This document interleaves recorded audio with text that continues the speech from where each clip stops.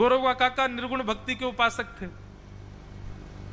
मिट्टी अपने पैरों से गूंद रहे थे और गूंदते गूंदते गूंदते उनका नन्हा सा बालक जो घुटमन चलना जानता था, और गूंदते गूंद नहीं रहे थे, विट्ठल विट्ठल विट्ठल कीर्तन कर रहे थे, और गूंदते गूंदते उनका नन्हा सा बालक उसी मिट्टी में आके खेलने लगा।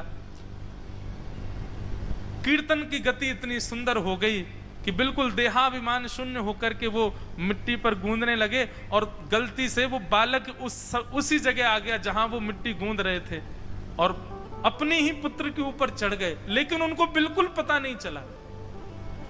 और करते गए करते गए करते गए नन्हे से बालक के प्राण निकल गए, मृत्यु हो गई बालक की। पत्नी किसी कार्य से गई थी, लौट करके आई तो देखा कि बालक कहां है। बालक नहीं मिला, तभी देखा कि मिट्टी में सना हुआ मृतक बालक पड़ा है, और इनके पतिदेव गौरवा काका वो तो हाथ में करताल लिए सुंदर विट्ठल विट्ठल विट्ठल विट्ठल कीर्तन कर रहे हैं। पत्नी ने आकर के धक्का दिया, तो पत्नी ने धक्का दिया तो उनका कीर्तन छूट गया। कीर्तन छूटा तो इस बात से क्रोधित होकर के भागे, तू मेरा कीर्तन क्यों छुड़वा रही है? बोले कीर्तन नहीं छुड़वा रही हूं, क्या किया आपने? हमारे बालक को मार दिया, नन्हे से बालक की मृत्यु हो गई।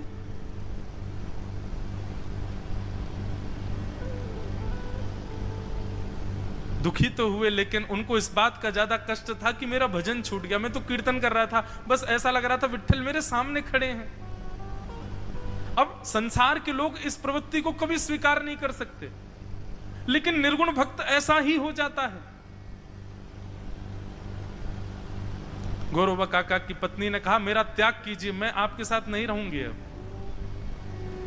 मन में उनके भाव आया कि वंश यहीं रुक जाएगा, तो उनका तो त्याग कर चुके थे। अपने हाथों को कह दिया कि आज के बाद कभी तुम्हारा स्पर्श नहीं करूंगा।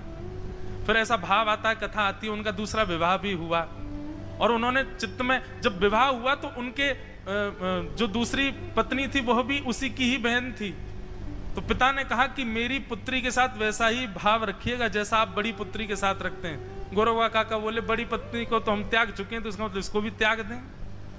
दोनों के प्रति त्याग की भावना। जय हो ससुर जी, आपने हमको संसार से निवृत्ति ही करने की आज्ञा कर दी है। अपनी भुजाओं को कसम दी कि तुमको विट्ठल की कसम है, कभी भी इनका स्पर्श मत करना। लेकिन कदापि निद्रा में एक दिन उनको भान नहीं रहा और गलती से स्पर्श हो गया। तो स्पर्श के बाद सुबह उठे और उठकर के विचार करने लगे, तुमने मेरे विट्ठल की सौगंध खाने के बाद भी विचार नहीं किया, स्पर्श कर दिया। तुरंत गए और जाकर के अपने दोनों हाथ कटवा दिए। बोले, इन्होंने विट्ठल की सौगंध को नकारा है, ऐसे हाथों को नहीं रखना। अब ये लक्षण है, ये गति, ये स्थिति होती है निर्गुण भक्त की। तो उसके लिए संसार मायने नहीं रखता, उसके लिए देहाभिमान मायने नहीं रखता, उसके लिए तो ठाकुर जी का कीर्तन मायने रखता। ठीक ऐसी कथा कुछ मिलती जुलती आती है। श्री कुम्भन दास जी के एक पुत्र की मृत्यु हो गई, तो पुत्र की मृत्यु की सूचना सुनते ही कुम्भन दास जी मूर्छित हो गए। किसी ने जाकर के श्रीमद वल्लभाचार्य जी से कहा कि कुम्भन दास जी के पुत्र की मृत्यु हो गई, और पुत्र की मृत्यु की बात सुन के कुम्भन दास जी मूर्छित हो गए।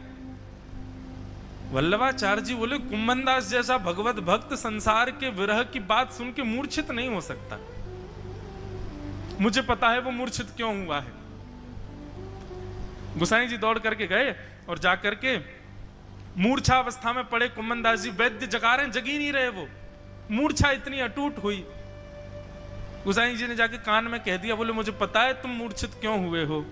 तुम इसलिए मूर्छित नहीं हुए कि तुम्हारा पुत्र मर गया, तुम इसलिए मूर्छित हुए हो कि तुमको लग रहा है कि सूतक लग गए, अब तुम गिरिराज जी का दर्शन कैसे करोगे। लेकिन तुम चिंता मत करो, मंदिर की मैं एक खिड़की खोल दूंगा, जब तक तुम्हारे सूतक पूरे नहीं हो जाए तुम उस खिड़की से गिरिराज जी को देख लिया करना। ये बात सुनते ही कुम्भन दास जी की मूर्छा टूट गई, खड़े हो गए, और खड़े होकर के प्रसन्न हो गए, और प्रसन्न मुद्रा में गुरुदेव को प्रणाम किया, और अचानक से फिर सबसे, हाँ चलो बताओ अब क्या करना है, पुत्र की मृत्यु हो गई, अब तो भगवान जो चाहते तो हो गया, चलो अब इसका संस्कार आदि करें। उनको है ही नहीं कष्ट उस बात का। तो ये निर्गुण भक्त है। लेकिन गौरव काका की एक सुंदर भाव सुना। श्री तुकाराम जी का कीर्तन चल रहा था और कीर्तन करते करते करते जय जय राम कृष्ण हरि, इतने मधुर भाव में कीर्तन कर रहे थे। कीर्तन करते करते कहने लगे ताली बजाओ, सब लोग करताल बजा करके गाओ। अब सब तो करताल बजाएं, लेकिन गौरव काका के तो हाथ ही नहीं है। अब वो अपने बिना हाथों के ही बस ऐसे ही अपने हाथों को चलाने लगे, ताली बजी नहीं पा रही है। आज तक इतने कार्य हुए जहां पर हाथों की जरूरत होती थी, लेकिन काका को कभी ऐसा नहीं लगा कि मेरे हाथ क्यों नहीं हैं। पर आज जब कीर्तन में श्री तुकाराम जी महाराज कह रहे हैं करताल बजा के गाओ, करताल बजा के गाओ, सब लोग कीर्तन में करताल बजाओ, आज गौरव काका रोने लगे कि आज मेरे हाथ होते तो मैं भी करताल बजाता, मैं भी सबके साथ गाता।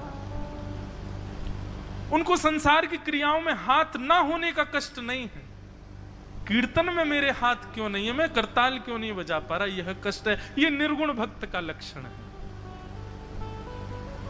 और ये बात वो सोच ही रहे थे, सोचते सोचते रुदन करने लगे, नेत्रों से अश्रुधार गिरने लगे, अविरल रुदन करने लगे। हे विठोबा मेरे हाथ क्यों नहीं है, हे विठल मुझे भी कीर्तन में करताल बजानी है, काश मेरे हाथ होते तो मैं भी बजाता। बस ये सोच ही रहे थे। पंडरीनाथ भगवान तो प्रत्यक्ष कीर्तन में प्रकट थे। देखते ही देखते श्री गौरवा काका के दोनों भुजाएं निकल आई और वो कीर्तन में करताल बजा करके जय जय राम कृष्ण हरि गा करके वहां नृत्य करने लगे, आनंदित हो गए। पुंडलीक वरद श्री हरि विठल, श्री ज्ञानदेव तुकाराम, श्री पंडरीनाथ भगवान की।